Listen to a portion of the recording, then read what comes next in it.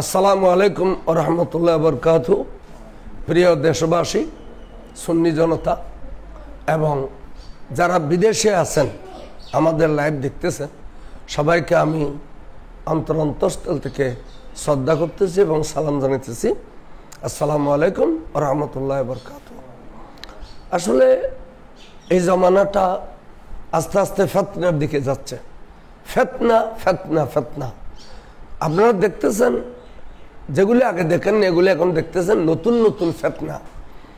যে শিয়ারা তারা বলতেছে যে রসুল সাল্লাল্লাহু আলাইহি ওয়াসাল্লাম কোন এক মজলিসে মাওলা আলী শের খুদাকে লিখে পড়ে খেলাফত দেওয়ার জন্য আসছিলেন, কিন্তু হযরত আবু বকর সিদ্দিক এবং হযরত ওমর, হযরত ওসমান রাদিয়াল্লাহু আনহু তারা জোর করে রসুল সাল্লাল্লাহু আলাইহি ওয়াসাল্লাম থেকে খেলাফত ছিনিয়ে নিয়ে গেছে, মাওলা আলীকে দেওয়া হয় নাই।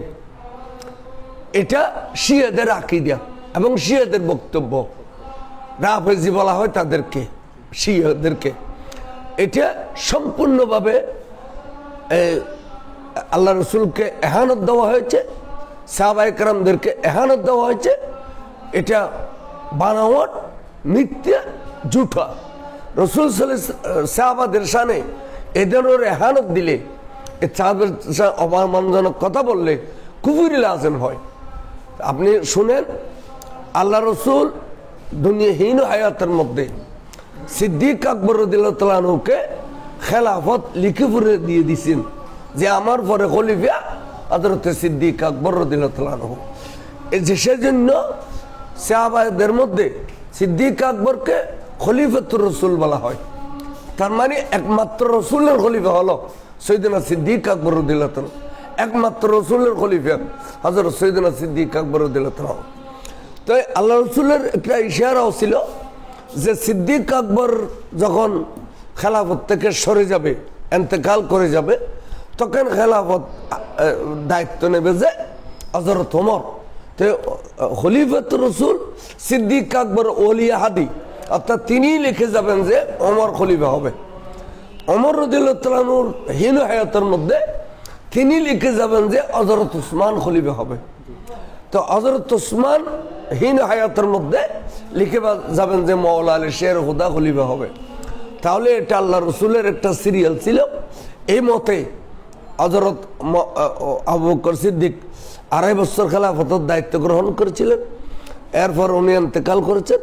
তিনি আল্লাহর কাছে ফরিয়াদ করেছিলেন যে আল্লাহ রসুলের বয়স 63 বছরে আপনি ওনাকে দুনিয়া থেকে তলব করেছেন।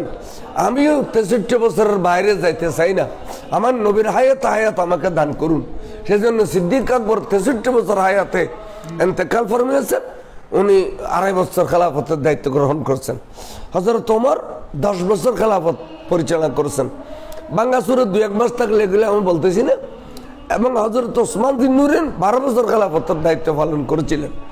ওনার শাহাদতের পরে মাওলা আলী 5.5 বছরের মধ্যে 5 বছর খেলাফত গ্রহণ করেছিলেন, দায়িত্ব পালন করেছিলেন। এরপর কুফার মধ্যে এই খারেজিদের পিছনে নামাজ না পড়ার জন্য রসুল পাকের পক্ষ থেকে ইশারা ছিলেন মাওলা আলীর কাছে। সেদিন উনি খারেজিদের পিছনে নামাজ পড়া নাই বিদায় এরা শত্রুতা করে নামাজের মধ্যে মাওলা আলী শের খুদাকে জব করে দিয়েছিলেন। ওই কমবক্তর নাম ছিল আব্দুর রহমান বিন মালজিম। তাহলে 30 বছর খেলাফত চলবে, এটা রসুল সাল্লাল্লাহু আলাইহি ওয়াসাল্লাম ফরমাইছিলেন। 30 বছর খেলাফত থাকবে। 30 বছর পরে তোমরা ইচ্ছা করলে গণতন্ত্র আনতে পারো, ইচ্ছা করলে খেলাফত আনতে পারো, কিন্তু 30 বছর। তো সাহাবায়ে কেরাম 30 বছর পূর্ণ করেছিলেন, কিন্তু 5 মাস রয়ে গেছে। এই 5 মাস মদিনাবাসী এবং মক্কাবাসী বলে যে আমার রসুলের খেলাফতের 30 বছর আমার রসুল বলে গেছেন। তো 30 বছরের মধ্যে 5 মাস বা 6 মাস রয়ে গেছে। এই 6 মাস দায়িত্ব পালন করবে হযরত ইমাম হাসান, যেহেতু এটা মাওলা আলী রাদিয়াল্লাহু তাআলার হক, সেই জন্য হযরত ইমাম হাসান এই 6 মাস দায়িত্ব পালন করা অবস্থায় ওনাকে জহর এবং বিষ দিয়ে শহীদ করা হয়েছে। তাহলে যেগুলি শরীয়ত সম্মত সুন্দরভাবে সাজানো আছে, এর মধ্যে শিয়ারা নতুন নতুন ফিতনা সৃষ্টি করার জন্য সিদ্দিক আকবর এবং ওমর ফারুক আজম ওসমান জিন্নুরকে দায়ী করতেছেন। এটা শিয়াদের আকীদা। এবং এরা বলতেছেন যে হযরত মাওলা আলীর সাথে সাহাবাদের সাথে খলিফা তিনজনের সাথে দ্বন্দ্ব ছিল। আমরা জানি যে শরীয়তের মতো কোনো দ্বন্দ্ব ছিল না। হযরত সৈয়দনা মাওলা আলী শের খুদার বিবি মা ফাতেমা জাহরা রাদিয়াল্লাহু আনহা যখন ইন্তেকাল করেছেন তখন উনি আরেকজন শাদী করেছিলেন। ওই ঘরের মধ্যে 3টে ছেলে সন্তান হয়েছিল। একটা ছেলের নাম রাখিছেন হযরত আলী আবু বকর খলিফাতুর রাসূলের নামে, আরেকটা ছেলের নাম ওমর, আরেকটা ছেলের নাম ওসমান। তাহলে কতটুকু ভালোবাসা থাকলে নিজের ছেলের নাম খলিফাদের ছেলের নাম দিয়ে রাখেন? তাহলে দ্বন্দ্ব কোথায়? দ্বন্দ্ব শিয়ারা করতেছে, শয়তানি করে। আর হযরত মাওলা আলী শের খুদার এই ঘরে আরেকটা মেয়ে হয়েছিল, মেয়েটার নাম উম্মে কুলসুম। ওই মেয়েটাকে বৃদ্ধ অবস্থায় হযরত ওমরকে শাদী দিয়েছেন। তখন হযরত ওমর জামাই হয়েছে, মাওলা আলী শের খুদার শাশুড় হয়েছে। তাহলে দেখা যায় তাদের মধ্যে যদি দ্বন্দ্ব থাকতো, বৃদ্ধ অবস্থায়ও নিজের মেয়েটাকে হযরত ওমরের কাছে কেন বিয়ে দিয়েছেন? তাহলে তাদের মধ্যে কোনো দ্বন্দ্ব ছিল না। আরো দেখেন মাওলা আলী শের খুদার ছেলে ইমাম হাসানের এক ঘরে 2টা ছেলের নাম, একটা ছেলের নাম আবু বকর, একটা ছেলের নাম ওমর।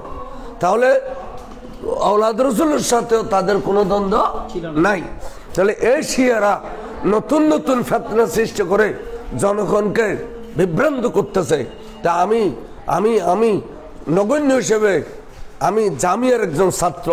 আমি 1973 ইংরেজিতে টাইটেল পাস করেছিলাম হাদিস গ্রুপ থেকে, এবং 88 ইংরেজিতে তফসির বিভাগ থেকে আমি টাইটেল পাস করেছি। আমি ডবল টাইটেল পাস।